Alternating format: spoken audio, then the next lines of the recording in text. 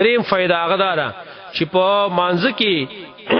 ته ګندګي ویني داس یو شی ویني چې هغه د مسجد د آداب سره خلاف ته هغه ته زایل کولې شي. ور نبی صلی الله علیه وسلم مشور وړاندې شوی دی او په لاس باندې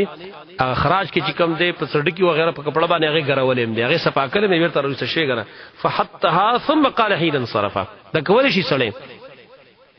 د دې دا فائدہ معلومه شو چې ګوره هر کله د قبله سره د مسجد کې خراج کې دی هغه چې کم دی ته زایل کولې شي نو که په مانځ کې تا ته په موبایل باندې رنګ راغی او په طریقه ولا باندې شي نو هغه خشوع خرابوي او په طریقه ولا باندې شي. بل دار چې ګوره قبله سره ته نبی صلی الله علیه وسلم یو قدم بخامه خاور غسلې کنه او موبایل جبن راغسل بدی کې هوڅ دغم نشته دی کنه څه قدم مدام په کې غسلام نشته دی کنه بس هغه راواله باندې کا ځکه ستا خشوع خرابوي. بعض خلک کوی راځي تاسو موږ دا ثابت کړي مانځ کې موبایل رنګ راشي څنګه به بندې ودا خلا موبایل معمولی خبره ده. حدیث ترمذی کې راغلی دی نبی صلی الله علیه وسلم فرمایي دی اقتل الاسودین فی الصلاه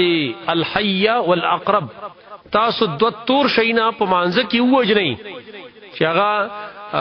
لړم دی او دانه مار دی او په حدیث کې بیا راغلی که خیر دی که سو قدم لري په سوا سلام جایز ده نو چې مار لړم ته په مانځ کې وجلې شي او موږ صحیح نقصان نه رسیږي.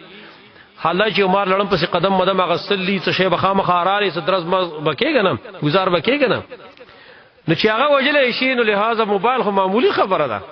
ما موبایل خو صرف جب تلاش کوي شی بند بس ختم دا مسله بالکل واضح خو صرف ذهن بند شي به بندینو